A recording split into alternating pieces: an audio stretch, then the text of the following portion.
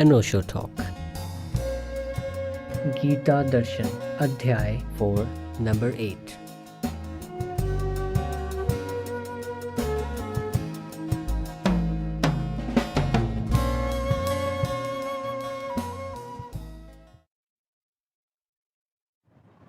यदृच्छालाभसन्तुष्टो द्वन्द्वातीतो विमत्सरः समः सिद्धावसिद्धौ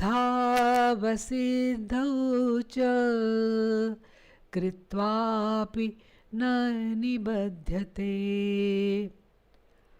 और अपने आप जो कुछ आप प्राप्त हो उसमें ही संतुष्ट रहने वाला और द्वंद्वों से अतीत हुआ तथा मत्सरता अर्थात ईर्ष्या से रहित, सिद्धि और असिद्धि में समत्व भाव वाला पुरुष कर्मों को करके भी नहीं बंधता। जो प्राप्त हो उसमें संतुष्ट, द्वंद्वों के अतीत।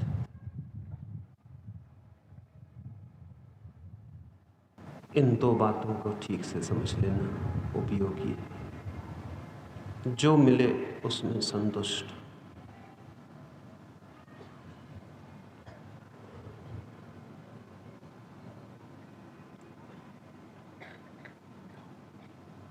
जो मिले उसमें संतुष्ट कौन हो सकता है? चित्त तो जो मिले उसमें ही असंतुष्ट होता है। चित्त तो संतोष मानता है उसमें जो नहीं मिला और मिल जाए। चित्त जीता है उसमें जो नहीं मिला उसके मिलने की आशा आकांक्षा में, मिलते ही व्यर्थ हो जाता है। चित्त को जो मिलता है वो व्यर्थ हो जाता है, जो नहीं मिलता वही सार्थक मालूम होता है। चित्त सदा ही असंतुष्ट है। चित्त का होना ही असंतोष है। अगर ऐसा कहें तो ज्यादा ठीक होगा कि चित्त और असंतोष एक ही चीज के दो नाम। ऐसा नहीं कि चित्त असंतुष्ट होता है, बल्कि ऐसा कि चित्त ही असंतोष है। क्योंकि जिस क्षण संतुष्टि आती उसी क्षण चित्त भी चला जाता, असंतोष के साथ ही मन भी चला जाता है। जिनके भीतर असंतोष ना रहा उनके भीतर मन भी ना रहा।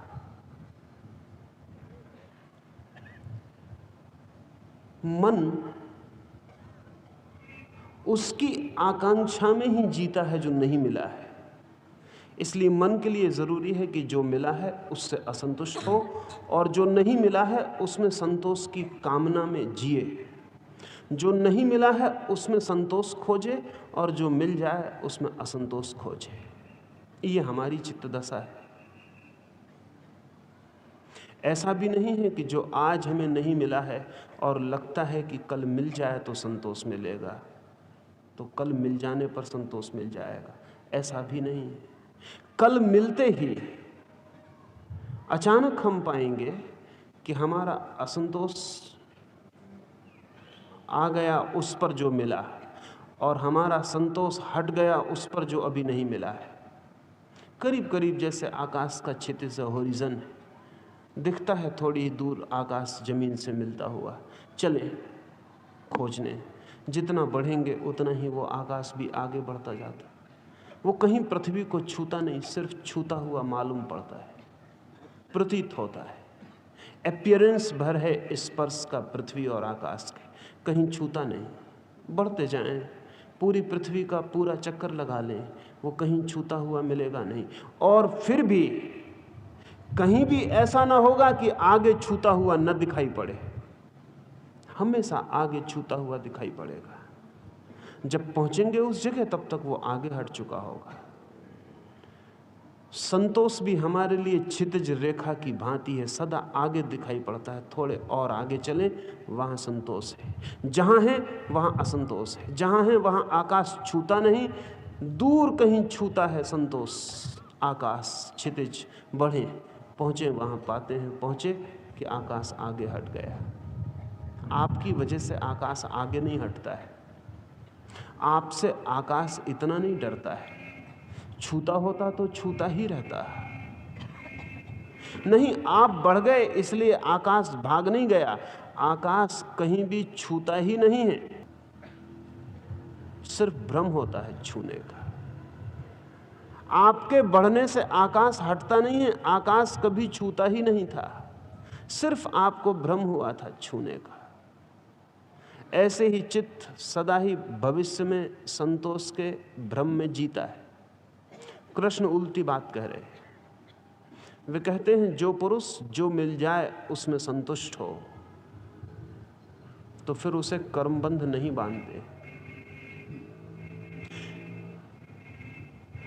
इन दोनों की प्रक्रियाओं को समझ लेना चाहिए। जैसा हमारी स्थिति है उसमें जो मिलता है वही असंतोष लाता है। रहस्य क्या है, कारण क्या है? मैं एक घर में मेहमान था, बहुत चिंतित थे गृहपति, रात नींद खो गई थी। मैंने उनकी पत्नी को पूछा बात क्या है। उनकी पत्नी ने कहा आप नहीं पूछें, पूछेंगे तो आप हंसेंगे, मजाक उड़ाएंगे।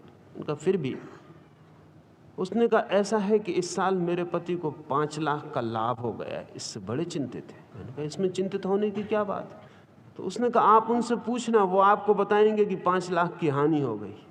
मैंने कहा तुम पहेलियां बूझते हो, तुम कहते हो 5 लाख का लाभ हुआ, उनसे पूछूंगा तो वो बताएंगे 5 लाख की हानि हुई। उसने कहा ऐसा ही हुआ है, लाभ 5 लाख का हुआ है, लेकिन उनको पहले ख्याल था 10 लाख का होगा, इसलिए 5 लाख की हानि हो गई। वो बहुत परेशान। सच्ची रात मैंने उनसे पूछा कुछ तकलीफ है, चिंतित दिखाई पड़ते। उन्होंने कहा तकलीफ कुछ नहीं, बहुत, इस साल 5 लाख की हानि हो गई। मैंने कहा लेकिन आपकी पत्नी कहती 5 लाख का लाभ हुआ। उसने कहा वो कुछ भी नहीं, 10 लाख बिल्कुल पक्के थे।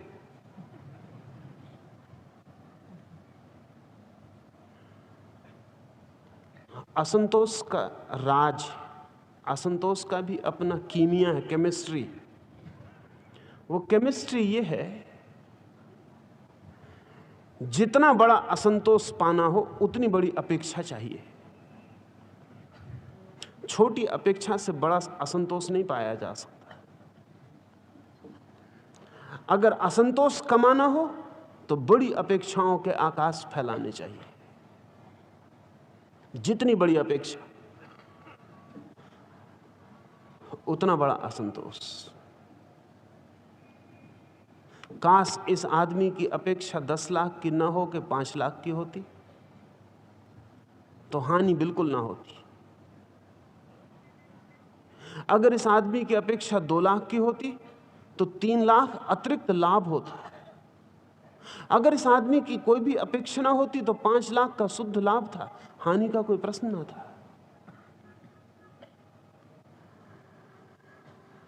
अगर इसकी अपेक्षा बिल्कुल ना होती तो 5 नए पैसे के लिए भी ये परमात्मा को धन्यवाद दे पाता। अपेक्षा 10 लाख की थी, 5 लाख के लिए भी धन्यवाद नहीं दे पा रहा है। 5 लाख जो नहीं मिले उनके लिए क्रोधित है। अपेक्षा जितनी बड़ी उतना बड़ा असंतोष, अपेक्षा जितनी छोटी उतना कम असंतोष। अपेक्षा शून्य, असंतोष बिल्कुल नहीं, ऐसा गणित है। कृष्ण कहते हैं जो पुरुष जो मिल जाए उसमें संतुष्ट है। कौन सा पुरुष संतुष्ट होगा? वही पुरुष जो अपेक्षा रहित जीता है, जिसका कोई एक्सपेक्टेशन नहीं है, जो ऐसे जीता है जैसे जीने के लिए कोई अपेक्षा की जरूरत नहीं है। फिर जो भी मिल जाता है वही धन्य भाग, उसके लिए ही वो प्रभु को धन्यवाद दे पाता है। फकीर जुन्नैद एक रास्ते से गुजरता था, जोर का एक पत्थर रास्ते पर पैर से टकराया, लहूलुहान हो गया पैर। जुन्नैद नीचे झुक गया और हाथ जोड़ के परमात्मा की तरफ धन्यवाद देने लगा। साथ में मित्र थे, उन्होंने कहा जुन्नैद पागल तो नहीं हो गए? हमने कभी सुना नहीं कि किसी के पैर में पत्थर लगे, लहू गिरे और वो परमात्मा को धन्यवाद दे। जुन्नैद ने कहा फांसी भी लग सकती थी। जुन्नैद ने कहा फांसी भी लग सकती थी। धन्यवाद देते हैं परमात्मा को कि सिर्फ पैर में पत्थर लगा और निपटे, फांसी भी लग सकती थी। ये जुन्नैद जिन मित्र की मैंने कहानी कही उनसे ठीक उल्टा है। ये कहता है फांसी भी लग सकती थी। लेकिन जुन्नैद को अगर फांसी भी लग जाए तो भी वो धन्यवाद दे पाता, क्योंकि फांसी से बड़े दुख भी हैं।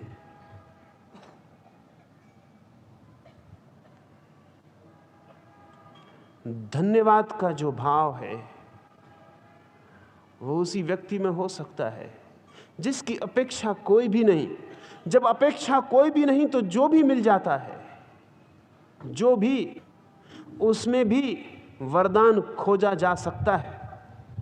और जब अपेक्षा बहुत होती तो जो भी मिल जाता है उसमें ही अभिशाप का आविष्कार हो जाता है, उसी में अभिशाप खोज लिया जाता है। खोज हम पर निर्भर है।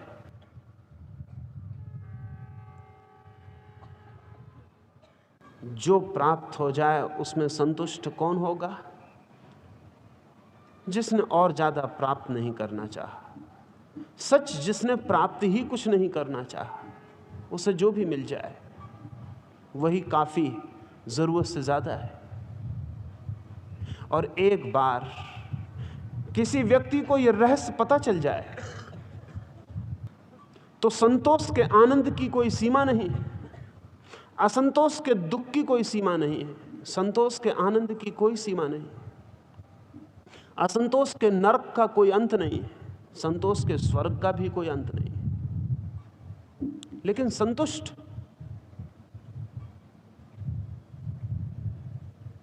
सुकरात सुबह बैठा है अपने घर के द्वार पर।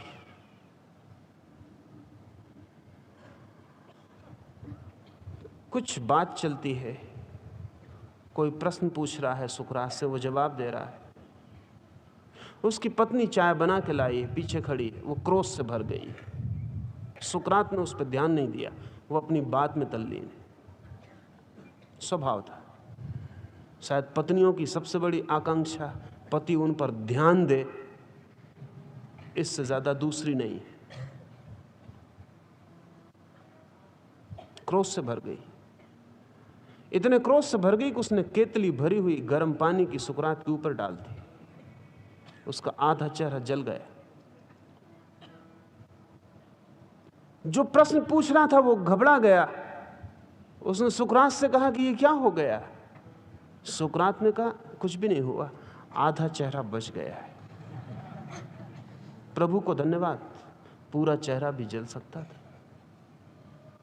सुकरात हंस रहा है आधे जले चेहरे में, क्योंकि उसे उसकी दृष्टि जले हुए चेहरे पर नहीं, उसकी दृष्टि बचे हुए चेहरे पर है। पैर में जरा सा कांटा गड़ जाए हमें तो ऐसा लगता है सारी दुनिया व्यर्थ हुई, कोई परमात्मा नहीं है, सब बेकार है, अन्याय चल रहा है सारे जगत में। मेरे पैर में वो कांटा। शरीर के हजार हजार सुखों के लिए कभी परमात्मा को धन्यवाद न दिया, एक छोटे से कांटे के लिए शिकायत भारी। मैंने सुना है एक फकीर बहुत दिनों तक एक बादशाह के साथ था। बादशाह का बड़ा प्रेम उस फकीर पे हो गया, इतना प्रेम हो गया कि बादशाह सोता भी रात तो फकीर को अपने कमरे में ही सुलाता। दोनों सदा साथ होते। शिकार पर गए थे, भटक गए मार्ग, दिन भर के भूखे प्यासे एक वृक्ष के नीचे पहुंचे, लेकिन एक ही फल वृक्ष में लगा था। बादशाह ने अपने घोड़े पर से हाथ बढ़ा के फल तोड़ा, लेकिन जैसी उसकी आदत थी पहले फकीर को खिलाता था कुछ भी प्रेम से। फल की उसने फांकें काटी, 6 टुकड़े किए, एक फकीर को दिया। फकीर ने खाया और उसने कहा कि बहुत स्वादिष्ट, अद्भुत, ऐसा फल कभी खाया नहीं, एक फांक और दे दे। दूसरी फांक भी फकीर खा गया। कहा बहुत अद्भुत, सम्राट से कहा एक फांक और दे दे। सम्राट को थोड़ी जाति तो मालूम पड़ी, फल था एक, भूखे थे दोनों, लेकिन तीसरी फांक भी दे दी। फकीर ने कहा बहुत खूब, एक फांक और। सम्राट को जरा कठिन मालूम पड़ा, लेकिन फिर भी एक फांक और दे दी। फिर आखिर तो एक ही फांक बची। फकीर ने कहा बस एक और। सम्राट ने कहा जाती कर रहे हो, मैं भी भूखा हूं। फकीर ने हाथ से फांक छीन ली। सम्राट ने कहा रुक जाओ, फांक वापस लौटा दो। ये सीमा के बाहर हो गया। मेरा तुम पर प्रेम है इसका क्या मतलब? तुम्हारा मुझ पर जरा भी प्रेम नहीं। सम्राट ने हाथ से फांक वापस छीन ली। मुंह में रखी कड़वी जहर थी, थूक दी। कहा पागल तो नहीं हो, तुम 5 फांके खा क्यों गए और शिकायत क्यों ना की? उस फकीर ने कहा कि जिन हाथों से बहुत मीठे फल खाने को मिले उनकी एक छोटे से कड़वे फल की शिकायत, और इसलिए सब फांके लेता गया कि कहीं पता न चल जाए, अन्यथा शिकायत पहुंच ही गई। जिन हाथों से इतने मीठे फल खाने को मिले उस हाथ से एक छोटी सी कड़वी फांक की शिकायत, ऐसा व्यक्ति संतुष्ट हो सकता है? संतोष का भी अपनी केमिस्ट्री है, अपना कीमिया है, अपना गणित है। जो है उसे ठीक से देखें तो संतोष के लिए बहुत है। जो नहीं है उसके प्रति आंखों को दौड़ाते रहें तो जो है वो कभी दिखाई नहीं पड़ता, और जो नहीं है उसके सपने मन को घेर लेते हैं और असंतोष को पैदा कर जाते हैं। सत्य संतोष के लिए काफी है, असंतोष के लिए सपने चाहिए। यथार्थ संतोष के लिए काफी है, असंतोष के लिए कल्पना चाहिए। सारे जगत में लोग कल्पना के कारण असंतुष्ट हैं, यथार्थ के कारण नहीं। यथार्थ पर्याप्त संतोष दे सकता है, लेकिन कल्पना सीमा के बाहर पीड़ा देती। जब कृष्ण कहते हैं कि जो मिल जाए उसमें जो संतुष्ट है, जो मिल जाए, जो प्राप्त हो जाए उसमें जो राजी है, आभार से भरा, अनुग्रहित और द्वंद्व के पार।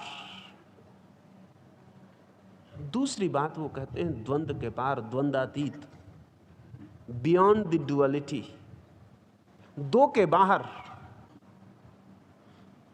संतुष्ट हो जाना भी बहुत कठिन है, फिर भी उतना कठिन नहीं जितना द्वंद्व के बाहर हो जाना। द्वंद्व क्या है? सारा जीवन ही द्वंद्व है हमारा। हम दो में ही जीते हैं।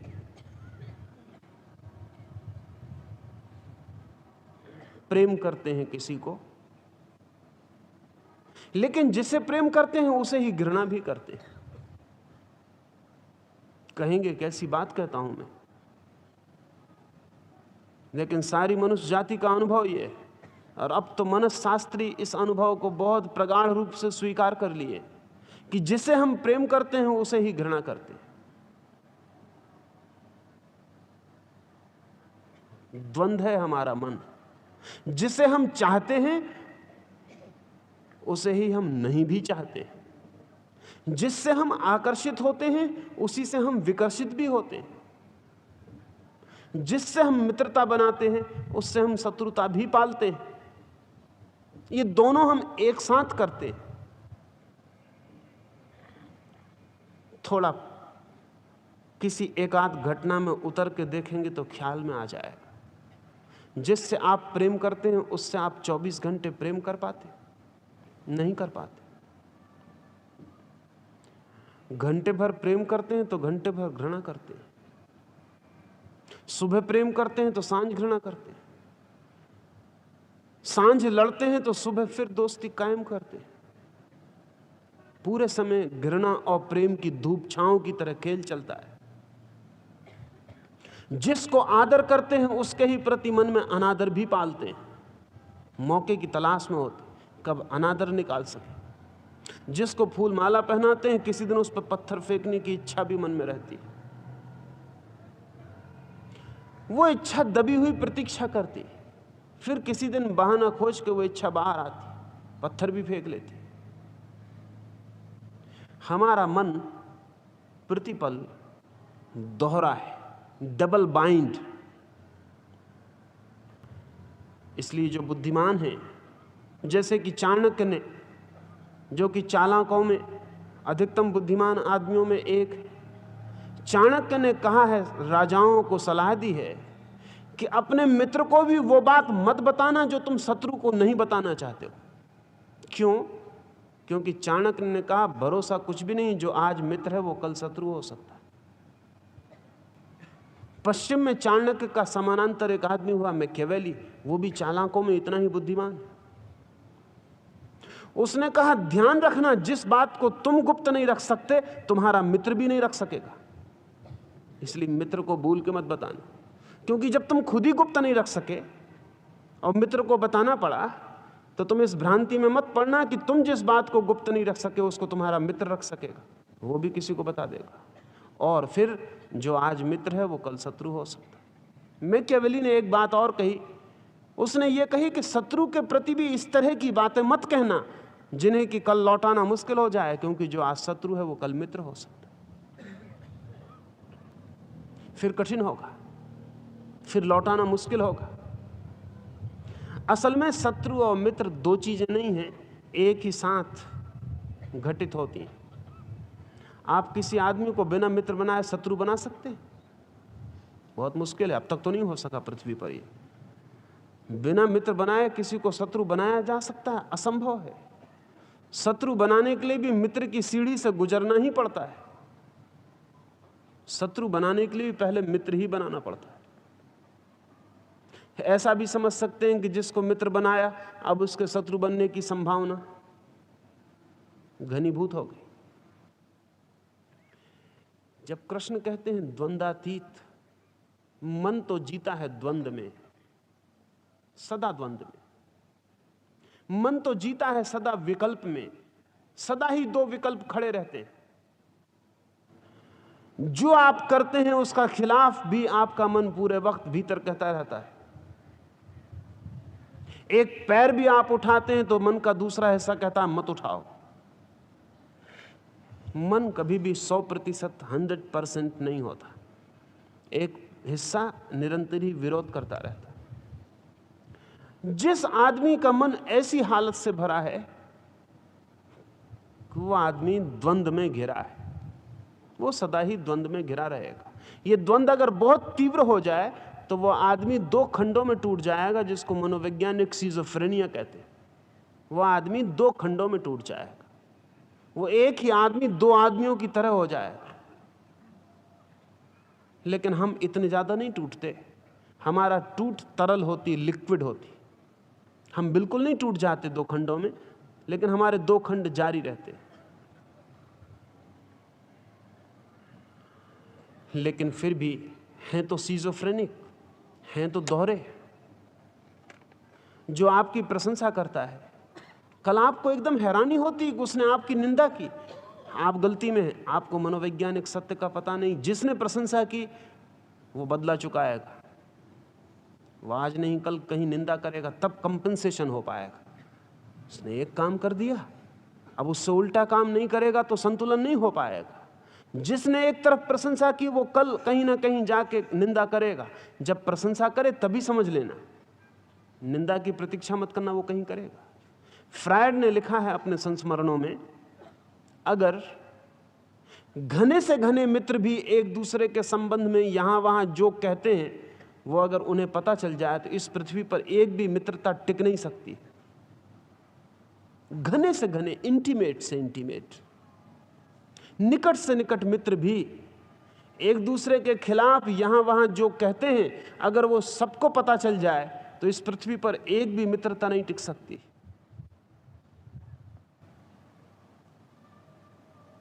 कारण है उसका, मन सदा ही परिपूर्ति खोजता है। उसका दूसरा हिस्सा भी है, वो मांग करता है कि मुझे भी पूरा करो। स्कूल में शिक्षक पढ़ाता है बच्चों को, कैसे डरे हुए बैठे रहते हैं बच्चे, सिर नहीं हिलाते, श्वास लेते नहीं मालूम पड़ते, और शिक्षक ने पीठ फेरी ब्लैक बोर्ड पर लिखने को कि देखे उनके चेहरे बदल गए। जितना शिक्षक ने उनको डराया था, सामने से पीठ के पीछे अगर उसको पता चल जाए, अगर शिक्षक के दो आंखें खोपड़ी के पीछे भी हों तो उसे पता चले कि ये बच्चे जो इतने सीधे बैठे थे ये पीछे क्या क्या कर लेते। वो कंपनसेशन कर रहे हैं, कुछ और नहीं कर रहे। वो इतना ही कर रहे हैं कि इतनी देर तक जो आदर मांगा उसका बदला चुका देते हैं, फिर वो हल्के हो जाते। न चुका पाए तो बहुत कठिनाई है, इसलिए बहुत होशियार लोगों ने ही तख्ता उल्टा रखा हुआ है, शिक्षक को बीच बीच में घूमना पड़े, नहीं तो ये बच्चे मुश्किल में पड़ जाएंगे। अगर 5-6 घंटे इनको इकट्ठा ही दबाव करना पड़े एक हिस्से का तो ज़्यादा खतरनाक है। इनका बीच बीच में निकास होता रहता, कैथारसिस होती रहती। शिक्षक जब भी मुड़ता है तख्ते पे लिखने को तब वो मुंह भी बना लेते हैं, टोपियां भी उछाल देते हैं, एक दूसरे की तरफ इशारा भी कर देते हैं, तब तक हल्का हो जाता है। शिक्षक लौटा तब तक वो फिर राजी हो जाते हैं आदर देने को। ऐसी हम सबकी चित्त की दशा है, डबल बाइंड।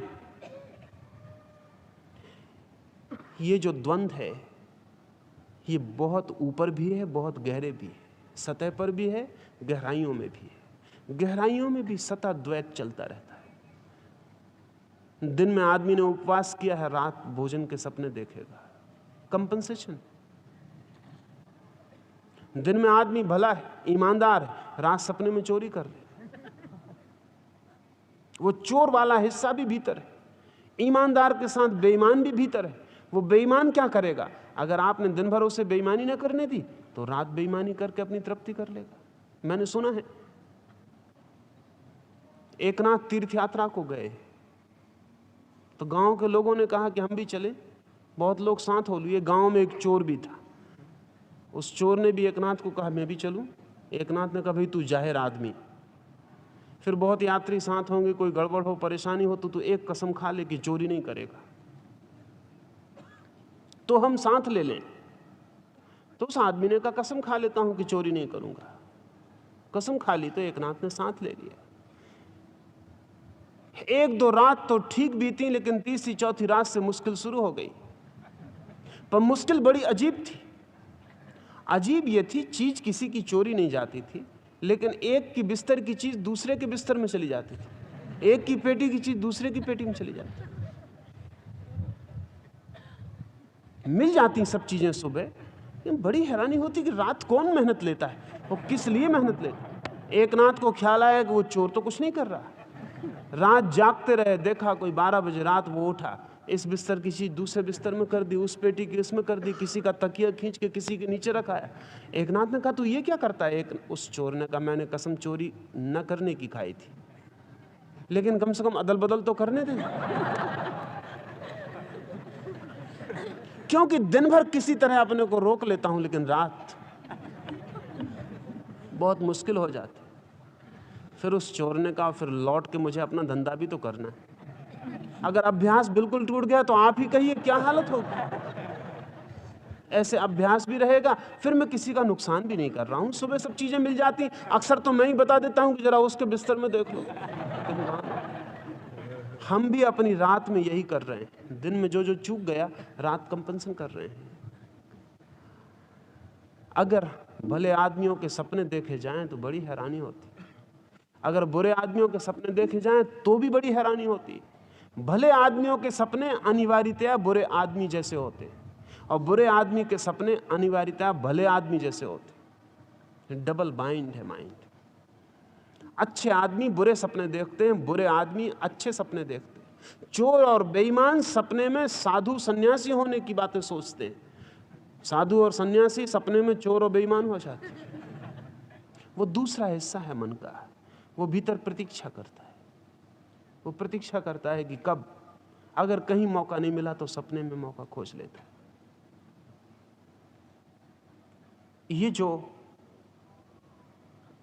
ये जो चित्त है, ये अनिवार्यतया द्वंद्वात्मक है, ये डायलेक्टिकल है।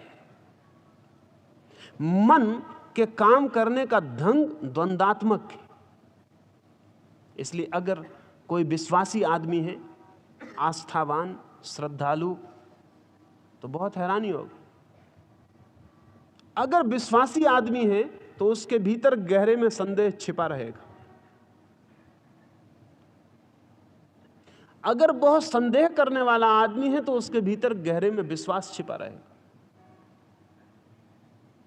इसलिए अक्सर ऐसा होता है कि जो लोग जिंदगी भर आस्तिक होते हैं, मरने के करीब करीब नास्तिक होने लगते।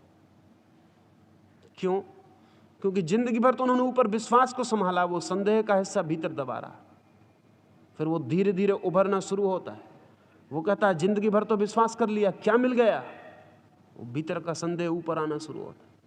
अक्सर ऐसा होता है कि जिंदगी भर के अविश्वासी मरते समय विश्वासी हो जाते, भीतर का विश्वास का पहलू ऊपर उभर आता है। मन द्वंदात्मक है, दोहरा है। मन का काम ठीक वैसा ही है जैसा इस जगत में सारी चीजें द्वंदात्मक हैं, पोलर हैं। यहां सारी चीजें द्वंद्व से जीती हैं।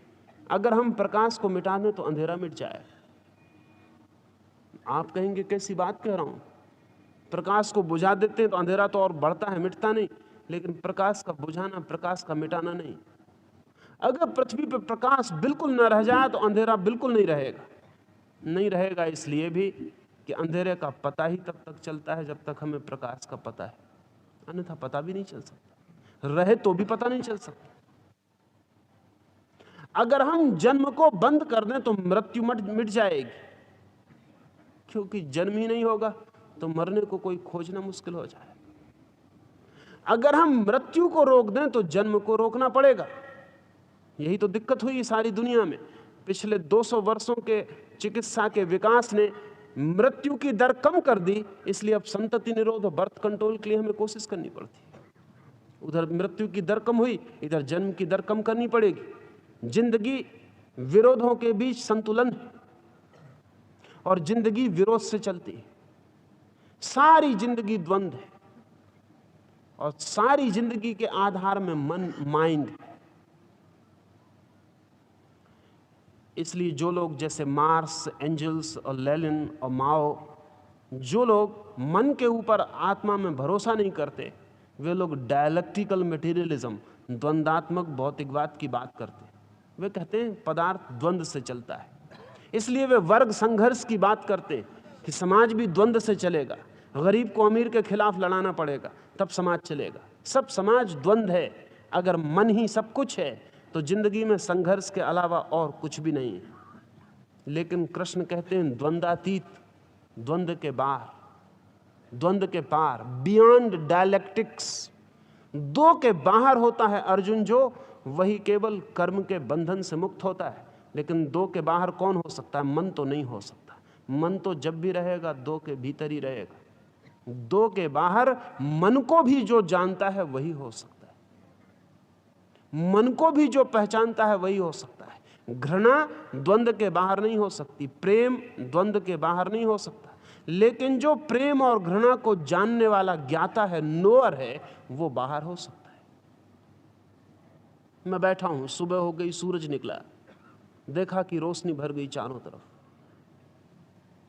फिर सांझ आई, सूरज डूबा, देखा कि अंधेरा छा गया चारों तरफ। फिर सुबह हुई, फिर सूरज निकला, फिर प्रकाश भर गया। मैंने देखा चारों तरफ अंधेरे को आते, मैंने देखा चारों तरफ प्रकाश को आते, मैंने देखा जाते प्रकाश को, मैंने देखा जाते अंधेरे को। लेकिन मैं, जिसने प्रकाश को भी देखा और अंधेरे को भी देखा, ना तो प्रकाश हूं और ना अंधेरा हूं। मैं दोनों से अलग तीसरा हूं, दी थर्ड। ये जो तीसरा है, अगर इसका मुझे स्मरण आ जाए तो मैं दो के बाहर हो जाऊं। तीसरे की याद आ जाए तो दो के बाहर हुआ जा सकता है। यदि तीसरे का स्मरण आ जाए तो दो के बाहर हुआ जा सकता है। मन के द्वंद्व के बाहर वही हो सकेगा जिससे तीसरे का स्मरण आ जाए। जब सुख आए तो भीतर मैं जानूं कि ये सुख आया, लेकिन मैं सुख नहीं हूं। क्योंकि अगर मैं सुख हूं तो दुख फिर कभी नहीं आ सकता। लेकिन थोड़ी देर में दुख आ जाता है। जब दुख आए तो मैं जानूं कि ये दुख आया, लेकिन मैं दुख नहीं हूं। क्योंकि अगर मैं दुख हूं तो फिर सुख कभी नहीं आ सकता। लेकिन अभी सुख था और फिर सुख आ जाएगा। सुख आता है, दुख आता है, घृणा आती, प्रेम आता, मित्रता आती, शत्रुता आती, हार होती, जीत होती, सम्मान मिलता, अपमान मिलता, सब द्वंद्व हैं। इनके पार अगर मैं तीसरे को पकड़ के स्मरण से भर जाऊं कि मैं इन दोनों से भिन्न, दोनों से अन्य, दोनों से अलग जानने वाला हूं, देखने वाला हूं, विटनेस हूं, साक्षी हूं, तो मैं द्वंद्व के पार हो जाता। कृष्ण कहते हैं जो द्वंद्व के पार हो जाता अर्जुन, वो समस्त कर्मों के बंधन से छूट जाता है। असल में बंधन मात्र द्वंद के हैं, निर्द्वंद स्वतंत्र है। द्वंद में घिरा बंधन में है। घृणा के भी बंधन है, प्रेम के भी बंधन है, सम्मान के भी बंधन है, अपमान के भी बंधन है, और प्रशंसा के भी बंधन है और निंदा के भी। मित्र भी बांध लेते हैं और शत्रु भी, अपने भी बांधते हैं और पराये भी, सब बांध लेता है। हार भी बांध लेती है और जीत भी। लेकिन जो दोनों को जानता है और दोनों के पार अपने को देख पाता है, वो बंधन के पार हो जाता है। उसे फिर कोई भी नहीं बांध पाता। बांध भी लो तो भी नहीं बांध पाते। बंधे हुए भी वो बंधन के बाहर ही होता है, क्योंकि वो जानता है मैं अलग, मैं भिन्न, मैं पृथक। ये जो पृथकता का बोध है, ये जो साक्षी का भाव है, वो द्वंद्वातीत ले जाता है। जो मिल जाए, जो प्राप्त हो, उसमें तृप्त, चित्त के द्वंद्वों के पार जो व्यक्ति है, वो कर्म करते हुए भी कर्म के बंधन में नहीं पड़ता है। ऐसा कृष्ण अत्यंत ही वैज्ञानिक बात अर्जुन से कहते हैं। गतसंगस्य मुक्तस्य ज्ञानावस्थितचेतसः यज्ञायाचरतः कर्म समग्रं प्रविलीयते। क्योंकि आसक्ति से रहित ज्ञान में स्थित हुए चित्त वाले यज्ञ के लिए आचरण करते हुए मुक्त पुरुष के संपूर्ण कर्म नष्ट हो जाते हैं। आसक्ति रहित,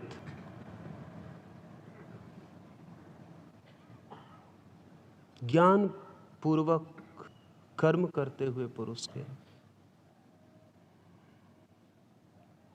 समस्त कर्म बंधन क्षीण हो जाते, सब बंधन, सब परतंताएं गिर जाती।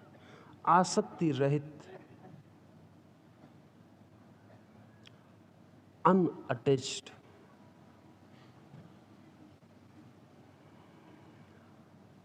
अनआइडेंटिफाइड, तादात्म मुक्त। इस सूत्र को आसक्ति रहित का क्या अर्थ है, थोड़ा आसक्ति में उतरें तो ख्याल में आ जाए। सुना है मैंने, एक घर में आग लग गई है। स्वभाव था, गृहपति छाती पीटता है और रो रहा है। भीड़ लग गई, आग बुझाई जा रही, बुझती नहीं, आंखें आंसुओं से भरी हैं। वो आदमी होश खो दिया है। तभी पास पड़ोस के लोगों में से कोई भागा हुआ आया और उसने कहा, रो मत, घबराओ मत, जल जाने दो, बेफिक्र रहो, क्योंकि तुम्हारे लड़के ने, मुझे पक्का पता है, कल ही ये मकान बेच दिया, सौदा हो चुका है। आंख से आंसू ऐसे तिरोहित हो गए जैसे थे ही नहीं। रोना खो गया, संयत हो गया वो आदमी।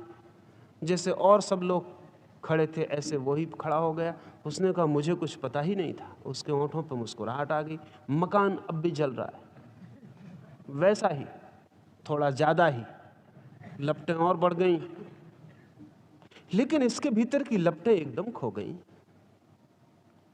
वहां अब भी आग है, लेकिन यहां भीतर हृदय में कोई आग ना रही, कोई जलन ना रही। और तभी उसका बेटा दौड़ा हुआ आया और उसने कहा कि क्या खड़े देखते हैं आप, क्योंकि उस आदमी से बात तो हुई थी, लेकिन उसने आदमी भेज के खबर भेज दी कि जले हुए मकान को मैं खरीदने वाला नहीं। बयाना नहीं हो पाया था, सौदा टूट गया है। आंसू फिर वापस आ गए। आदमी फिर छाती पीट के चिल्लाने लगा, मकान अब भी जल रहा है, वैसा ही जल रहा है। भीतर फिर आग आ गई। इस बीच क्या फर्क पड़ा, मकान को कुछ पता भी नहीं चला होगा बेचारे को कि इस बीच बड़ा नाटक हो गया। लेकिन हुआ क्या, बीच में थोड़ी देर के लिए अनअटैच्ड हो गया वो आदमी, थोड़ी देर के लिए आसक्ति रहित हो गया। जो अपना नहीं है बात समाप्त हो गई। अपना है तो बात समाप्त नहीं होती। मेरा था मकान तो आग भीतर तक पहुंचती थी, मेरा नहीं है तो आग अब भीतर नहीं पहुंचती, आग अब भी जल रही है। तो मेरे से ही आग भीतर तक पहुंचती थी, मेरे के मार्ग से, मेरे को ही हिलाकर आग भीतर आती थी, मेरे के द्वार से ही आग भीतर प्रवेश करती थी। बीच में पता चला मेरा नहीं, द्वार बंद हो गया, मकान जलता रहा, भीतर लपट पहुंचनी बंद हो गई। थोड़ी देर को इस नाटकीय घटना में आसक्ति टूट गई, मेरा न रहा। काश वो आदमी बुद्धिमान होता, काश इस घटना को देख पाता, तो फिर जिंदगी भर के लिए लपटों के बाहर हो सकता था। लेकिन वो नहीं होगा, क्योंकि वो फिर रो रहा है। वो वहीं फिर उन्हीं लपटों में घिर गया, वही दरवाजा उसने फिर खोल दिया। आसक्ति रहित का अर्थ है इस जगत में मेरा कुछ भी नहीं है, मेरे का भाव, मेरे का भाव ही मेरी आसक्ति है, ममत्व ही आसक्ति है। लेकिन मेरे के बड़े विस्तार, मेरा बेटा भी मेरी आसक्ति है, मेरा मकान भी मेरी आसक्ति है, मेरा धर्म भी मेरी आसक्ति है, मेरा शास्त्र भी मेरी आसक्ति है, मेरा परमात्मा तक मेरी आसक्ति है। जहां जहां मेरा जुड़ेगा वहां वहां आसक्ति जुड़ जाएगी, जहां जहां से मेरा विदा हो जाएगा वहां वहां से आसक्ति विदा हो जाएगी। लेकिन मेरा कब विदा होगा? जब तक मैं है तब तक मेरा विदा नहीं हो सकता। एक जगह से हटेगा दूसरी जगह लग जाएगा। मैंने कहा कि इस ड्रामेटिक घटना में, इस नाटकीय घटना में थोड़ी देर के लिए वो आदमी आसक्ति रहित हो गया, तो आप गलत मत समझ लेना। थोड़ी देर के लिए वो आदमी इस मकान के प्रति आसक्ति रहित हो गया, लेकिन उसकी आसक्ति दूसरी तरफ चली गई, उस धन में जो इस मकान से मिलने वाला है। मकान बिक चुका, अपना नहीं रहा। बिकने से जो मिल गया धन वो अपना हो गया। मेरा हटा मकान से, जुड़ गया कहीं और। इससे कोई अंतर नहीं पड़ता कि मेरा कहीं भी जुड़ जाए, कहीं भी जुड़ जाए, उतना ही काम शुरू हो जाता। घर छोड़ के कोई चला जाए तो फिर मेरा आश्रम हो जाता, मेरा मंदिर, मेरी मस्जिद। आश्चर्यजनक है, आदमी मेरे के बिना मानते ही नहीं, मेरे को लेके ही चलता है साथ। मंदिर भी जाए तो मेरा बना लेता है। परमात्मा का कोई मंदिर नहीं है पृथ्वी पर, कोई इसका मेरा मंदिर है, कोई उसका मेरा मंदिर है। इसलिए तो फिर दो मेरों में कभी कभी टक्कर हो जाती, तो मंदिरों मस्जिदों में आग लग जाती, खून खराबा हो जाता। अभी तक हम पृथ्वी को ऐसा नहीं बना पाए जहां कि हम वो मंदिर बना सकें जो कि मेरा ना हो, तेरा हो, उसका हो, परमात्मा का हो। कोई मंदिर नहीं बना पाए। सब आशाएं की थी मंदिर बनाने की इसी तरह कि परमात्मा का बन जाए, लेकिन सब मंदिर आखिर में किसी के मेरे मंदिर सिद्ध होते। ये जो मेरा है ये बदल सकता है, मिटता तब तक नहीं जब तक मैं भीतर केंद्र पर है। ऐसा समझें कि एक दिया जल रहा और दिए की रोशनी चारों तरफ दीवार पे पड़ रही। वो जो दीवार पे रोशनी पड़ रही है वो मेरा है, और वो जो दिए की ज्योति जल रही है वो मैं है। जब तक मैं की ज्योति जलती रहेगी तब तक मेरे की रोशनी कहीं ना कहीं पड़ती रहेगी। दीवार से हटाइएगा तो कहीं और पड़ेगी, कहीं और से हटाइएगा तो कहीं और पड़ेगी, जब तक कि ज्योति ना बुझ जाए। मैं की फ्लेम, वो जो मैं का अहंकार का बीच में जलता हुआ दिया है वो ना बुझ जाए, तब तक मेरा बनता ही रहेगा। इस दिए को उठाओ मकान से और मंदिर में रख दो, कोई फर्क नहीं पड़ता, मंदिर मेरा हो जाएगा। मंदिर की दीवारों पर ये रोशनी फैल जाएगी। इस दिए को उठाओ और जंगल के झाड़ के नीचे रख दो, जंगल के झाड़ों पर इसकी रोशनी फैल जाएगी, वो मेरे हो जाएंगे। इस दिए को जहां ले जाओ वहीं मेरा पहुंच जाएगा। ये दिए की जो ज्योति है मैं की, ये मेरे का स्रोत है, उसका मूल उद्गम। आसक्ति रहित केवल वही हो सकता है जो अहंकार रहित है। आसक्ति अहंकार के जुड़ने का परिणाम है। आसक्ति अहंकार का विकिरणन है, रेडिएशन। जैसे दिए से किरणें दौड़ती, ऐसा मैं से मेरा दौड़ता है, और जहां भी पड़ जाता वहीं पकड़ जाता। और भी एक मजे की बात है कि जिसे हम मेरा समझ लेते वो हमारे मैं से आइडेंटिफाइड हो जाता, उसका तादात्म्य हो जाता। समझे, एक व्यक्ति की पत्नी चल बसती, जब पत्नी मरती है वो छाती पीटता है, रोता है। तो आप इतना ही मत सोचना कि पत्नी मर गई इसलिए रोता है, इसलिए तो रोता ही है। बहुत गहरे में उसके मैं का भी एक खंड मर गया। ये मेरी पत्नी सिर्फ मेरी पत्नी ही ना थी, मेरे मैं का भी एक हिस्सा थी। मेरे भीतर के मैं का एक खंड टूट गया, बिखर गया। अब मैं अधूरा हूं कुछ, अब मैं आधा आधा हूं। इसलिए पत्नी को अगर अर्धांगिनी या पति को अगर अर्धांग कहने का ख्याल रहा है तो गहरा है।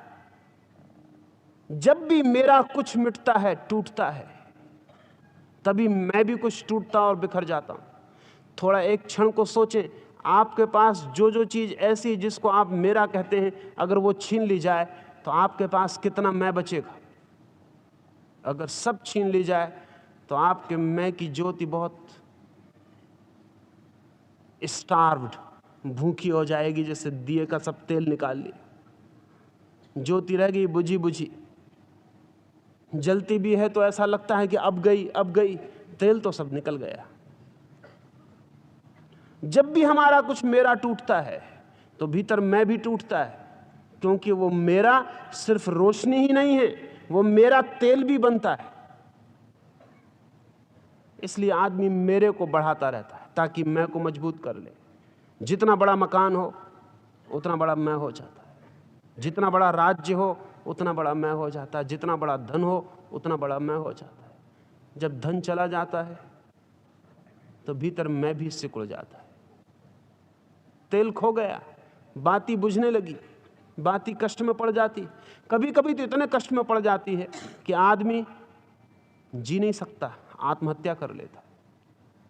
तेल बिल्कुल नहीं बचता, मरने के सिवाय उपाय नहीं बचता, मर ही जाता है। मेरा गया कि मैं भी मरने की तैयारी जुटा लेता है। ये जो कृष्ण का कहना है आसक्ति रहित कर्म करता हुआ, तब जब कोई आसक्ति रहित कर्म करता है तो उसका कर्म कैसा है?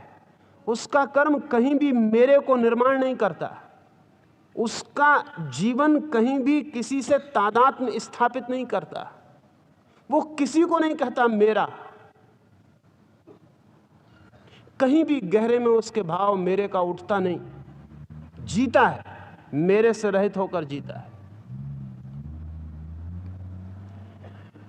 तब जीवन यज्ञ हो जाता है।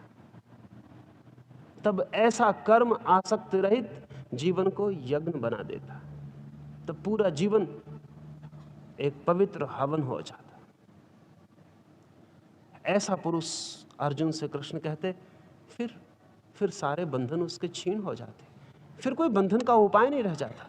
क्योंकि बंधन पैदा ही होते हैं मेरे से, बंधन पैदा ही होते हैं मैं से ही जन्मते हैं अंकुर और बनते हैं जंजीरें। मैं के ही आधार पर ढालते हैं हम अपने कारागृह, मैं से ही हम सजा लेते हैं अपने कारागृहों की दीवारों को। लेकिन इससे फर्क नहीं पड़ता, अगर हमने कारागृह की जंजीरों को सोने की भी बना लिया और अगर हमने कारागृह की दीवारों को सुंदर चित्रों से भी सजा लिया, तो भी कारागृह कारागृह है और हम कैदी हैं। हम सब अपनी कैद को अपने साथ लेकर चलते, वो मेरे की कैद हमारे साथ चलती रहती है। इसलिए अगर आपको अकेला जंगल में छोड़ दिया जाए तो आप थोड़े इम्पावरिस्ट हो जाते, दरिद्र हो जाते हैं, दीन हो जाते। मैंने सुना है एक सम्राट ने अपने बेटे को घर से निकाल दिया, किसी बात पर नाराज हुआ और घर से निकालने की आज्ञा दे दी।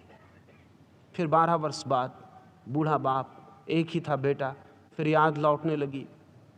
फिर मन के दूसरे हिस्से ने बहुत बार कहा होगा बहुत बुरा किया, इतना क्या बड़ा अपराध था, इतनी भी क्या बात थी, माफ़ किया जा सकता था। फिर दूसरा हिस्सा मन का लौट आया।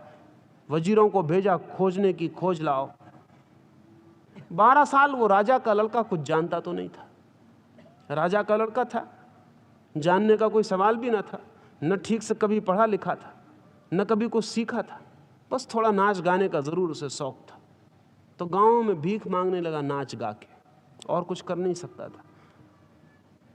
12 साल बाद भरी दोपहर में सूरज जल रहा है, तेज धूप बरसती है आग जैसी, वो नंगे पैर एक साधारण सी होटल के सामने अपने टीन के कटोरे को बजा के गा रहा है और लोगों से पैसे मांग रहा है। पैसे मांग रहा है कि पैरों में फफोले पड़ गए हैं, जूते की सब नीचे की तल टूट गई, उखड़ गई है, मुझे कुछ पैसे दे दो तो इस गर्मी में। 10-5 पैसे उसके कटोरे में पड़े। कपड़े वही पुराने हैं जो 12 साल पहले पहने हुए घर से निकला था, पहचानना बहुत मुश्किल है। लेकिन एक वजीर का रथ वहां से गुजरा, रोका उसने रथ को, चेहरा पहचाना मालूम पड़ा। कपड़े पुराने थे लेकिन शाही थे, फट गए थे, चीथड़े हो गए थे, लेकिन कहीं कहीं से जरी भी दिखाई पड़ती थी। उतरा, पास जाकर देखा, चेहरा तो वही था। वजीर पैरों पर गिर पड़ा, कहा क्षमा करें, पिता ने माफी मांगी, आपको वापस बुलाया। एक क्षण और वो राजकुमार जैसे मेटामॉर्फिस से गुजर गया, सब ट्रांसफॉर्मेशन हो गया, सब रूपांतरण। हाथ से उसने फेंक दी वो कटोरी जिसमें पैसे थे, पैसे सड़क पे बिखर गए। उसकी आंखों की रोशनी बदल गई, उसके हाथ पैर का ढंग बदल गया, उसकी रीढ़ सीधी हो गई। उसने वजीर से कहा कि जाओ, पहले स्नान का इंतजाम करो, अच्छे वस्त्र लाओ, जूते खरीदो, सारा इंतजाम करो। वो रथ पे जाके बैठ गया। चारों तरफ भीड़ लग गई, जो उसे 1 पैसा देने में भी इधर उधर मुंह कर रहे थे, वे सब आसपास खड़े हो गए और कहने लगे कि धन्य भाग हमारे कि आपके दर्शन हुए। लेकिन अब वो देख भी नहीं रहा है, अब वो आदमी वो नहीं है जो था एक क्षण पहले। सब बदल गया। क्या हो गया? मेरा वापस लौट आया। राज्य, साम्राज्य, सम्राट। अब उसकी आंखें जमीन की तरफ नहीं देखती। अब जिनके सामने वो हाथ जोड़ के खड़ा था और जो उसकी तरफ देख नहीं रहे थे, वो उससे कह रहे हैं महाराज। कोई उसके पैर दबा रहा है, लेकिन वो बैठा है, उसकी आंखें आकाश की तरफ देख रही। अब ये कीड़े मकोड़े, अब ये आदमी नहीं है आसपास जो खड़े। थोड़ी देर पहले इनके सामने वो कीड़ा मकोड़ा था, आदमी नहीं था। अगर इन्होंने 1 आध पैसा उसकी कटोरे में डाला था तो सिर्फ इसलिए कि हटो भी, जाओ भी, कोई दया करके नहीं, सिर्फ परेशानी हटाने को। क्या गया?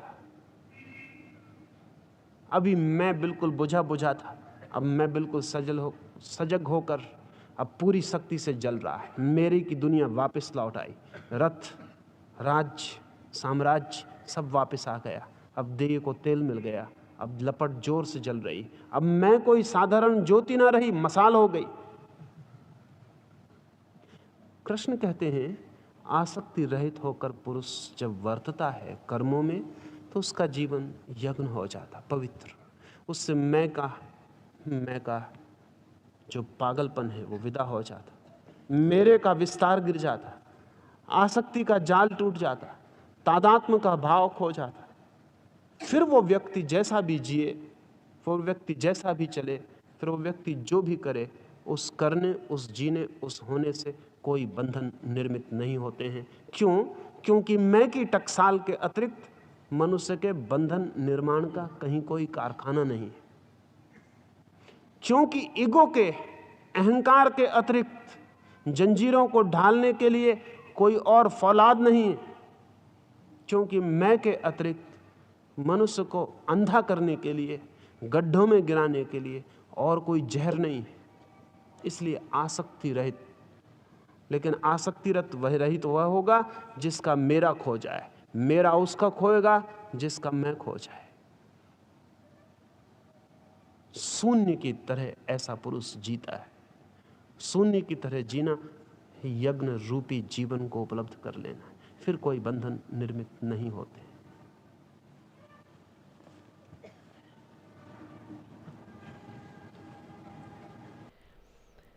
ब्रह्मार्पणं ब्रह्महविर् ब्रह्माग्नौ ब्रह्मणाहुतं ब्रह्मैव तेन गन्तव्यं ब्रह्मकर्म समाधिना। अर्पण अर्थात श्रुवादिक भी ब्रह्म है और हवि अर्थात हवन करने योग्य द्रव्य भी ब्रह्म है और ब्रह्म रूप अग्नि में ब्रह्म रूप कर्ता के द्वारा जो हवन किया गया है वह भी ब्रह्म ही है। इसलिए ब्रह्म रूप कर्म में समाधिस्थ हुए उस पुरुष द्वारा जो प्राप्त होने योग्य है वह भी ब्रह्म ही है। सब सर्व जो भी है, कर्म कर्ता, किया गया, बोला गया, सुना गया,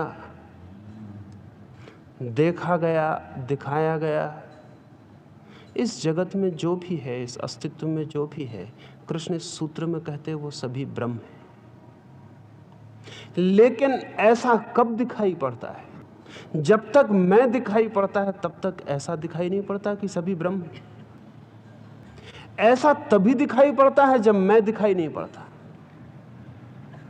तभी दिखाई पड़ता है कि सब ब्रह्म है। दो ही तरह के अनुभव हैं। जिनका अनुभव मैं का अनुभव है उन्हें कृष्ण का यह वचन सरासर व्यर्थ मालूम पड़ेगा। है भी फिर है भी। जिनका एक ही अनुभव है मैं का और जिनका जगत मैं के इर्द गिर्द बना हुआ एक परकोटा है, जिन्होंने सदा ही मैं को केंद्र पर रखकर जीवन को देखा है, ऐसा हम सभी ने देखा है। जो इगोसेंट्रिक है, जो अहम केंद्रित होकर जिए और अनुभव किए, उनके लिए कृष्ण का यह वचन सरासर व्यर्थ मालूम पड़ेगा। क्योंकि कहां है ब्रह्म? कहीं कोई ब्रह्म दिखाई नहीं पड़ता, दिखाई भी नहीं पड़ेगा।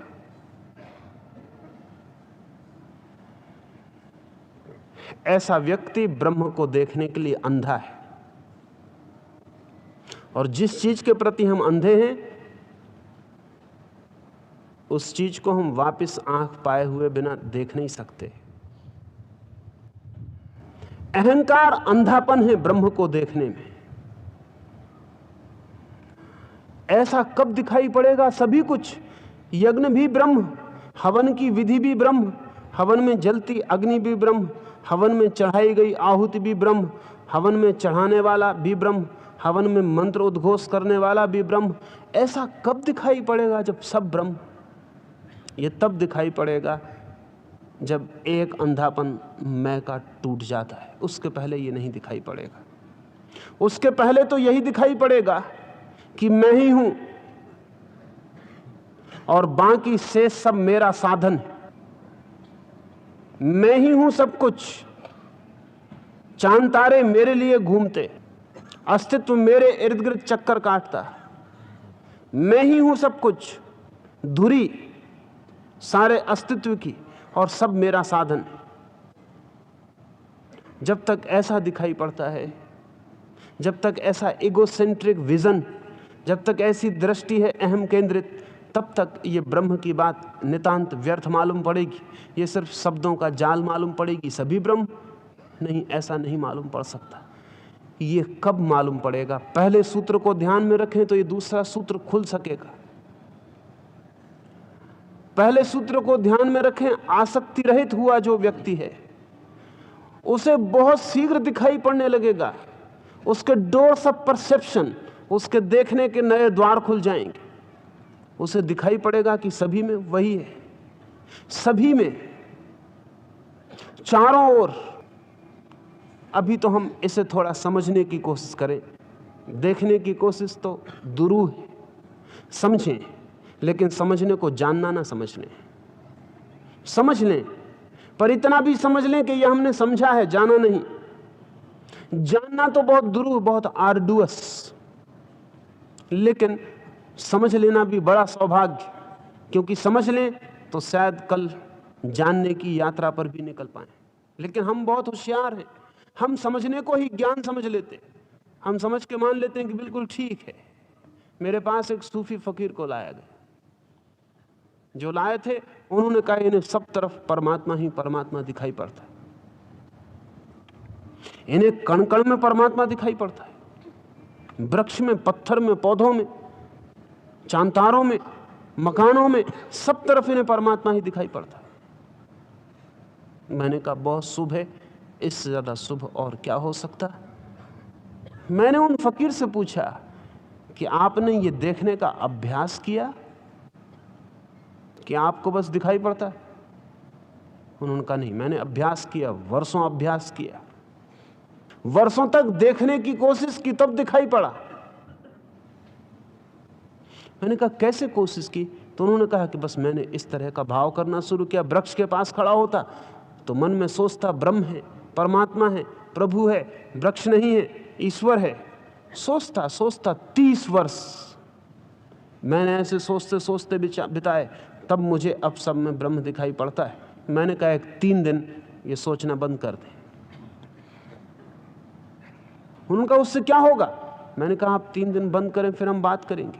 लेकिन दूसरे दिन सुबह वो मुझे बहुत नाराज हो गए और उन्होंने कहा आपने मेरी बड़ी हानि कर दी।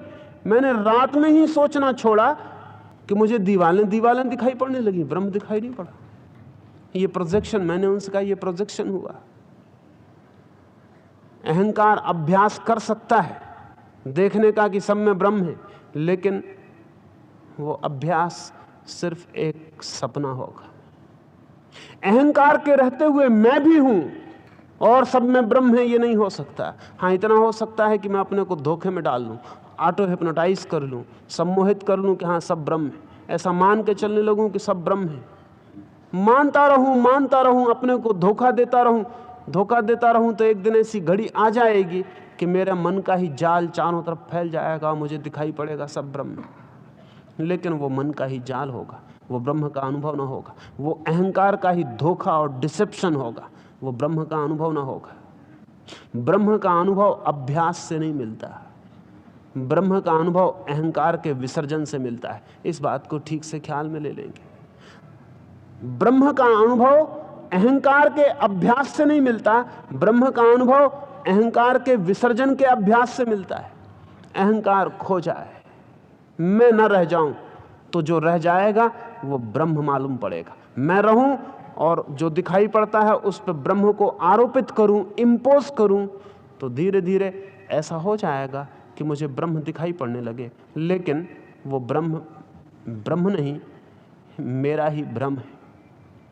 वो ब्रह्म का अनुभव नहीं, मेरी ही कल्पना का फैलाव है, वो फैलाया जा सकता है। इस सूत्र में ध्यान रख लेना जरूरी है कि जब कृष्ण कहते हैं सभी कुछ ब्रह्म हो जाता है, ऐसे व्यक्ति को, ऐसे पुरुष को, ऐसी चेतना को सभी कुछ ब्रह्म हो जाता है। कब? वो जब उसकी मैं की ज्योति बुझ जाती, जब उस मैं का दिया टूट जाता, तब उपाय नहीं रहता कुछ और के, वही बच रहता है। ठीक वैसे ही जैसे एक घड़ा है, पानी से भरा है, नदी में चल रहा है, नदी में तैर रहा है, पानी से भरा हुआ घड़ा।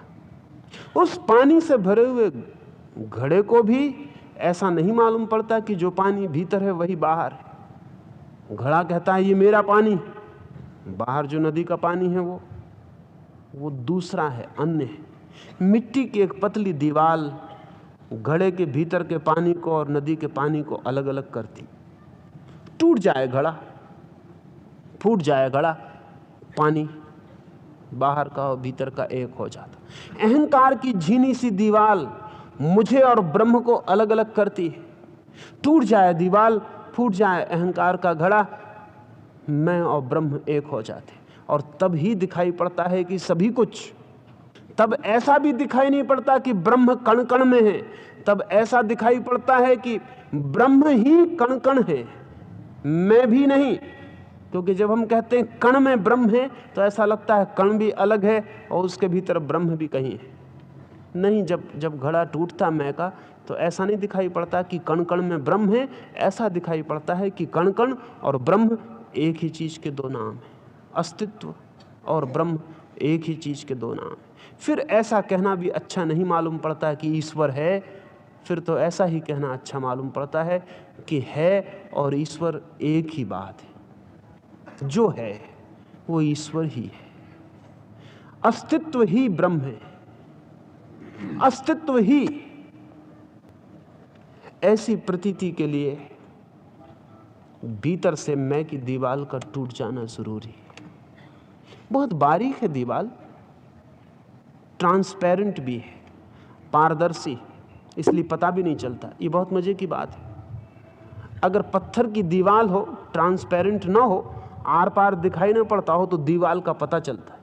अगर आप कांच की दीवार बनाएं, ट्रांसपेरेंट हो, तो पता भी नहीं चलता कि दीवार है, क्योंकि आर पार दिखाई पड़ता है। इसलिए मैं की दीवार अगर पत्थर जैसी सख्त होती, तब तो हमें आर पार दिखाई ही ना पड़ता, हम अपने मैं के भीतर बंद हो जाते और सारी दुनिया बाहर बंद हो जाती, आर पार कोई संबंध ही ना रहता। लेकिन मैं की दीवार ट्रांसपेरेंट है, पारदर्शी है, कांच की दीवार है, आर पार साफ दिखाई पड़ता है। इसलिए ख्याल ही नहीं आता कि बीच में कोई दीवार। कांच के पास खड़े हैं, बाहर का सब दिखाई पड़ रहा है, सूरज दिखाई पड़ता है, चांद तारे दिखाई पड़ते, कांच की दीवार दिखाई नहीं पड़ती। ऐसी कांच की दीवार है, लेकिन है। प्रमाण क्या है कि है? प्रमाण यही है कि मैं आपसे अलग मालूम पड़ता हूं। जहां अलगपन का बोध हो रहा है, वहां बीच में कोई दीवार है, कोई फासला है, कोई डिस्टेंस है, वो दिखाई पड़े या ना दिखाई पड़े। कृष्ण के इस सूत्र में डिस्टेंस लेस, दूरी रहित हो जाने का ख्याल है। कोई दूसरा नहीं है, वही है। जिस क्षण ऐसा दिखाई पड़ता है कि वही है, एक ही है, उस क्षण कैसा बंधन, फिर जंजीर भी वही है। उस क्षण कैसा शत्रु, फिर शत्रु भी वही है। उस क्षण कैसा दुख, फिर दुख भी वही है। उस क्षण कैसी बीमारी, फिर बीमारी भी वही है। सुना है मैंने, एक सूफी फकीर के हृदय में नासूर हो गया, गहरा घाव, उसमें कीड़े पड़ गए। जिंदगी भर वो नमाज पढ़ने मस्जिद में जाता रहा, लेकिन जब से उसके इस घाव में कीड़े पड़े, उसने नमाज पढ़नी बंद कर दी। पास पड़ोस के लोगों ने कहा, क्या काफिर हुए जा रहे हो? क्या आखिरी वक्त में अपनी जिंदगी खराब करनी है? दोजख में जाना है, नरक में पड़ना है। जिंदगी भर पुकारा परमात्मा को, अब नमाज क्यों नहीं पढ़ते हो? उस फकीर ने कहा, पढ़ता हूं अब भी, लेकिन अब झुक नहीं सकता हूं, इसलिए मस्जिद नहीं आता, क्योंकि नमाज में झुकना पड़ेगा। उन्होंने कहा, पागल, नमाज बिना झुके होगी कैसे, और झुकने में ऐतराज क्या है? उस फकीर ने कहा, झुकता हूं तो ये जो मेरे घाव में कीड़े पड़ गए हैं, ये नीचे गिर जाते, फिर इनको उठा के रखना पड़ता है। कभी कभी किसी को चोट भी लग जाती, और कभी कभी कोई मर जाए। उन्होंने कहा, तुम कैसे पागल हो, इन कीड़ों के लिए इतने परेशान क्यों हो? उस फकीर ने कहा, कीड़ों के लिए नहीं, अपने लिए ही परेशान। वे भी मैं ही हूं, जिसकी नमाज पढ़ रहा हूं। जो नमाज पढ़ रहा है, नमाज में जो कीड़े गिर जाएं और मर जाएं, वे तीनों अलग अलग नहीं हैं। ऐसी प्रतीति हो तो ही ख्याल आ सकता है इस सूत्र का, कि सूत्र का क्या अर्थ है। इस सूत्र का अर्थ है कि एक ही का विस्तार है, दो की भ्रांति है, एक का विस्तार है।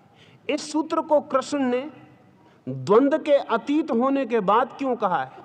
इसलिए कहा है कि जब तक भीतर का द्वंद्व ना मिटे, तब तक बाहर का द्वंद्व भी नहीं मिट सकता। इसलिए पहले कहा कि द्वंद्वातीत हो जाता है जो पुरुष,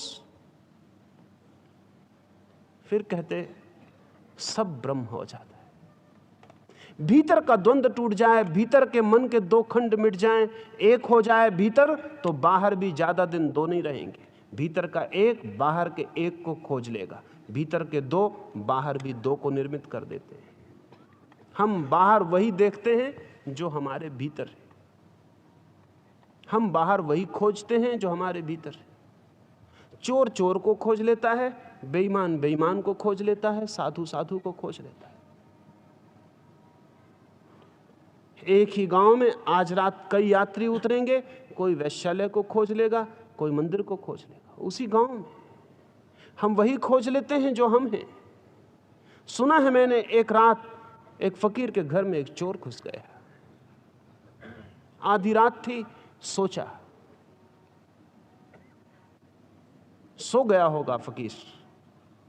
भीतर गया तो हैरान हुआ, मिट्टी का छोटा सा दिया जला के फकीर को चिट्ठी पत्री लिखता था। घबरा गया चोर, छुरा बाहर निकाल लिया। फकीर ने ऊपर देखा और कहा कि छुरा भीतर रखो, शायद ही कोई जरूरत पड़े। फिर कहा कि थोड़ा बैठ जाओ, मैं चिट्ठी पूरी कर लूं, फिर तुम्हारा क्या काम है उस पर ध्यान दो। ऐसी बात कि चोर भी घबरा के बैठ गया। चिट्ठी पूरी की। फकीर ने पूछा कैसे आए, सच सच बता दो, ज्यादा बातचीत में समय खराब मत करना, अब मेरे सोने का वक्त हुआ।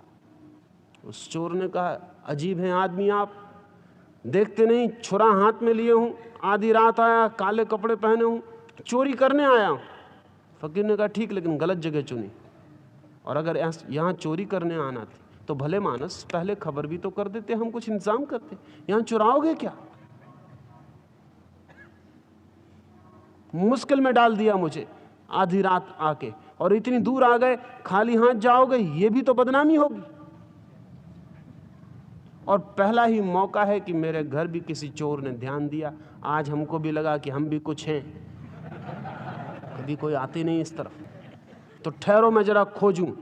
कभी कभी कोई कुछ भेंट कर जाता है, कहीं कहीं पड़ा हो तो मिल जाए। 10 रुपए कहीं मिल गए, उसने फकीर ने उसको दिए, कहा ये तुम ले जाओ। रात बाहर बहुत सर्द है, अपने शरीर पर जो कंबल था वो भी उसे दे दिया। वो चोर बहुत घबराया, उसने कहा बिल्कुल नग्न हो गए, रात सर्द है। फकीर ने कहा मैं तो झोपड़े के भीतर हूं, लेकिन तुझे तो 2 मील रास्ता भी पार करना पड़ेगा, और रुपयों से तो कपड़े अभी मिल नहीं सकते, और रुपयों से तन ढक नहीं सकता, तो ये कंबल ले जा। फिर मैं तो भीतर हूं।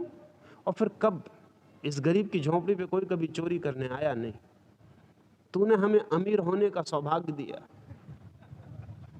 अब हम भी कह सकते हैं किसी से कि हमारे घर भी चोरों का ध्यान है, तू जा, मजे से जा, हम बड़े खुश हैं। चोर चला गया। फकीर अपनी खिड़की पे बैठा हुआ उसे देखता रहा। ऊपर आकाश में चांद निकला है, पूर्णिमा का, आधी रात, चारों तरफ चांदनी बरस रही। उस रात उस फकीर ने एक गीत लिखा, और उस गीत की पंक्तियां बड़ी अद्भुत हैं। उस गीत में उसने लिखा कि चांद बहुत प्यारा है, बेचारा गरीब चोर, अगर मैं ये चांद भी उसे भेंट कर सकता, लेकिन अपनी सामर्थ्य के बाहर है। ये चांद भी काश में उस चोर को भेंट कर सकता, बेचारा गरीब चोर, लेकिन अपनी सामर्थ्य के बाहर है। फिर वो चोर पकड़ा गया। कभी कुछ महीनों बाद अदालत ने इस फकीर को भी पूछा बुला के कि इसने चोरी की। फकीर ने कहा कि नहीं, क्योंकि जब मैंने इसे 10 रुपए भेंट किए तो इसने धन्यवाद दिया, और जब मैंने इसे कंबल दिया तो इसने मुझे बहुत मनाया कि आप ही रखिए, रात बहुत सर्द है, यह आदमी बहुत भला है। वो तो मैंने ही इसे मजबूर किया, तब बामुश्किल बड़े संकोच में ये कंबल ले गया था। फिर उसकी 2 साल की सजा हो गई, कुछ और चोरियां भी थी। फिर सजा के बाद छूटा तो सीधा भागा हुआ उस फकीर के चरणों में आया, उसके चरणों में गिर पड़ा कि तुम पहले आदमी हो जिसने मुझे आदमी की तरह व्यवहार किया, अब मैं तुम्हारे चरणों में हूं, अब तुम मुझे आदमी बनाओ। तुमने व्यवहार मुझसे पहले कर दिया आदमी जैसा, अब मुझे आदमी बनाओ भी। उस फकीर ने कहा और मैं कर भी क्या सकता था, जो हमारे भीतर होता है वही दिखाई पड़ता है। अगर फकीर के भीतर जरा भी चोर होता तो वो पुलिस वाले को चिल्लाता, आस पड़ोस में चिल्लाहट मचा देता कि चोर घुस गया। लेकिन फकीर के भीतर अब कोई चोर नहीं है, तो मकान में चोर भी आ जाए तो भी चोर नहीं मालूम पड़ता, दुश्मन नहीं मालूम पड़ता, मित्र ही मालूम पड़ता है। हमारे भीतर जो है वही हमें बाहर दिखाई पड़ने लगता है। भीतर अगर द्वंद्व है तो बाहर भी द्वंद्व दिखाई पड़ने लगता है। सिमोन वेल ने, पश्चिम की एक बहुत विचारशील महिला, अभी अभी कुछ वर्षों पहले मरी, कम उम्र में मर गई, पर उस छोटी उम्र में भी उसने बहुत कीमत की बातें लिखी। उसमें उसने एक कीमती बात लिखी कि मेरी 30 साल की उम्र तक मेरे सिर में दर्द रहा सदा, और जब तक मेरे सिर में दर्द रहा मैं नास्तिक थी, मुझे ईश्वर पर भरोसा ना आया। पर यह कभी ख्याल ना आया कि सिरदर्द भी मेरी नास्तिकता का कारण हो सकता। ये तो जब मेरा सिरदर्द ठीक हो गया और मैं स्वस्थ हुई, तब धीरे धीरे मैंने पाया कि मेरी नास्तिकता चली गई और मैं आस्तिक हो गई। तब मुझे इस ख्याल में आया कि वो सिरदर्द ही मेरी नास्तिकता का कारण था। भीतर सिर में दर्द बना रहे 24 घंटे तो बाहर परमात्मा दिखाई पड़ना मुश्किल हो जाता। जब भीतर पीड़ा हो तो बाहर पीड़ा दिखाई पड़ने लगती है। जब भीतर असंतोष हो तो बाहर असंतोष दिखाई पड़ने लगता है। भीतर जो है वही बाहर प्रतिफलित होकर फैल जाता है। संसार हमारा ही बड़ा फैलाव है। हम ही जैसे बड़ी मैग्नीफाइंग ग्लास से देखे गए हो, जैसे हमको ही बहुत बड़ा करके देखा गया हो। संसार हमारा ही बड़ा फैलाव है। जब तक भीतर द्वंद्व है, डुअलिटी है, तब तक संसार में भी द्वंद्व, तब तक पदार्थ भी अलग दिखाई पड़ेगा, आत्मा भी अलग दिखाई पड़ेगी, तब तक सब चीजों में द्वंद्व दिखाई पड़ेगा, तब तक ब्रह्म दिखाई नहीं पड़ सकता। क्योंकि ब्रह्म अद्वंद्व, अद्वैत, द्विमुक्त अनुभव है। भीतर द्वंद्व मिट जाए, इसलिए कृष्ण ने पहले सूत्र में कहा द्वंद्वातीत होता जो पुरुष, और अब इस सूत्र में कहते सब कुछ ब्रह्म हो जाता है। और जब सब ब्रह्म हो जाता है तो जीवन की जो परम निधि है वो उपलब्ध हो जाती है। एक अंतिम श्लोक और। पिछले श्लोक के काव्य ब्रह्म रूपी कर्म में समाधिस्थ व्यक्ति का क्या अर्थ है? ये आखिरी बात ले लें, इस श्लोक कल सुबह लेंगे। ब्रह्म रूपी कर्म में समाधिस्थ व्यक्ति, जब सब और ब्रह्म ही रह जाता, कर्ता भी ब्रह्म हो जाता, फिर कर्म भी ब्रह्म हो जाता। जब सब और ब्रह्म ही है तो मैं श्वास लेता हूं तो भी ब्रह्म ही भीतर जाता, श्वास छोड़ता हूं तो ब्रह्म ही बाहर जाता, जन्मता हूं तो ब्रह्म ही जन्मता, विदा होता हूं जीवन से तो ब्रह्म ही विदा होता। लहर का उठना भी वही, लहर का गिरना भी वही। जागता हूं तो ब्रह्म जागता, सोता हूं तो ब्रह्म सोता, खाता हूं तो ब्रह्म खाता और ब्रह्म को ही, भजता हूं तो ब्रह्म भजता और ब्रह्म को ही। जब ब्रह्म ही सब कुछ है, एक ही अस्तित्व सब कुछ है, तो सभी कर्म ब्रह्म की ही तरंगें हो जाते। ब्रह्म रूपी कर्म में समाधिस्थ। फिर ऐसे व्यक्ति को जो इतने कर्म में भी लगा रहे फिर भी भीतर समाधिस्थ रहता, क्योंकि कर्म अब ब्रह्म रूपी हुए। अब वो श्वास भी लेता तो उसी की, भोजन भी करता तो उसी का, उठता तो वही, बैठता तो वही। अब जब सभी ब्रह्म रूपी हो जाता तो समाधि नहीं तो और क्या होगा, बीच में समाधि खड़ी हो जाती। जब सभी ब्रह्म है तो चिंता तो मिट जाती, जब सभी ब्रह्म है तो असुरक्षा तो मिट जाती, जब सभी ब्रह्म है तो भय तो मिट जाता, जब सभी ब्रह्म है तो सारा तनाव खो जाता। तब सारे काम होते, जैसे हवाएं बहती ऐसे, जैसे पानी बहता ऐसे, जैसे आकाश में बादल चलते ऐसे, जैसे वृक्षों में फूल खिलते ऐसे, सब कर्म सहज होते, करने नहीं पड़ते, ब्रह्म ही कराता। और इसके बीच में वो जो पुरुष ऐसे अनुभव में होता, समाधिस्थ हो जाता। समाधिस्थ का अर्थ, इसे एक समाधि शब्द बड़ा कीमती है, बना है वो उसी से जिससे बनता है समाधान। ऐसा पुरुष समाधिस्थ हो जाता, अर्थात समाधान को उपलब्ध हो जाता। उसके जीवन में कोई समस्या नहीं रह जाती, कोई प्रॉब्लम नहीं रह जाता, उसके जीवन में कोई प्रश्न नहीं रह जाता, उसके जीवन में कोई उलझन नहीं रह जाती, सुलझ जाता।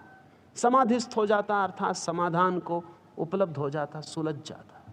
उसके जीवन में कुछ भी पूछने योग्य, खोजने योग्य, जानने योग्य, पाने योग्य कोई भी प्रश्न नहीं रह जाता है, निष्प्रश्न हो जाता है।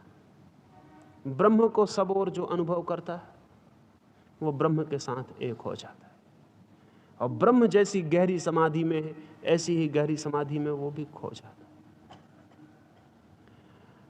कभी छोटे छोटे प्रयोग करें तो ख्याल में आ जाएं, कभी जमीन पर लेट जाएं किसी बगीचे के एकांत में जाकर, आंखें न झपकें, पलकें खुली रखें, अपलक आकाश को देखते रहें, बिना आंख झपके सिर्फ विराट आकाश को देखते रहें थोड़ी देर, और आप एक अद्भुत अनुभव से गुजरेंगे। जब बिना आंखें झपके आकाश को देखते रहेंगे, थोड़ी देर में आप पाएंगे आपके भीतर भी आकाश, बाहर भी आकाश। और थोड़े गहरे देखते रहेंगे तो पाएंगे कि भीतर और बाहर एक ही आकाश ही आकाश, और तब परम विश्राम और परम समाधान का अनुभव होगा। ये छोटा सा मैं कह रहा हूं, आकाश उतना बड़ा नहीं जितना ब्रह्म।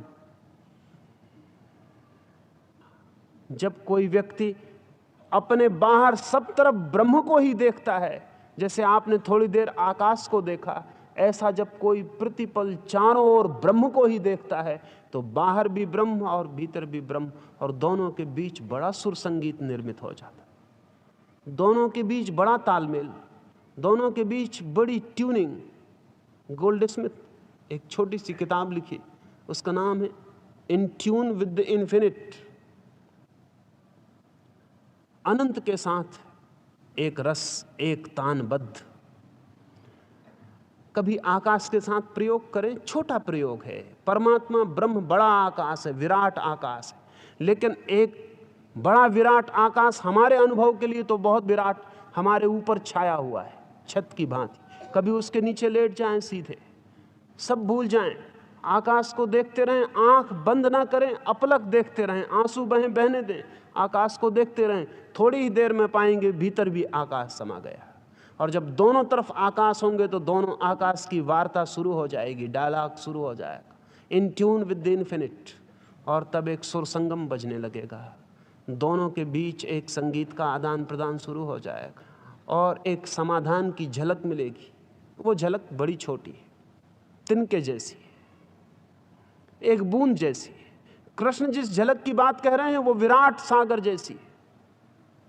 लेकिन इससे भी रस का पता चलेगा कि जब किसी व्यक्ति को सारा जगत ब्रह्म हो जाता है तो उसके भीतर भी ब्रह्म पूरा का पूरा खड़ा हो जाता। फिर इन दोनों बाहर और भीतर के बीच एक सुरतान एक हो जाती। फिर दोनों मिट जाते, बाहर भीतर का बोध मिट जाता, फिर एक ही रह जाता। उस एक के अनुभव का नाम समाधि है। शेष कल सुबह। अभी 5 मिनट कीर्तन और नृत्य सन्यासी करेंगे, साथ हों उनके, नाचें भी, ताली बजाएं, उनको प्रोत्साहन भी दें, और उसके पीछे 5 मिनट के बाद फिर हम यहाँ से विदा हो जाएंगे। थोड़ी यहाँ जगह बना लेंगे।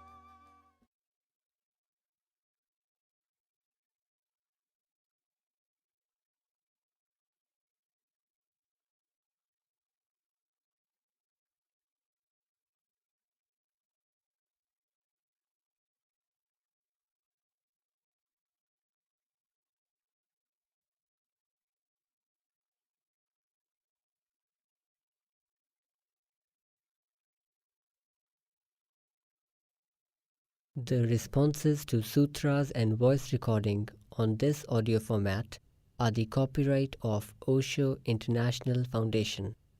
Copyright dates 1953 through 2003. All rights reserved. Reproduction in any media is prohibited. सूत्रों पर दिए गए संबोधन और ऑडियो माध्यम में मुद्रित आवाज़ पर ओशो इंटरनेशनल फाउंडेशन के कॉपीराइट हैं। कॉपीराइट 1953 से 2003, सर्वाधिकार सुरक्षित। किसी भी माध्यम में रिप्रोडक्शन अर्थात पुनर्निर्माण निषिद्ध है।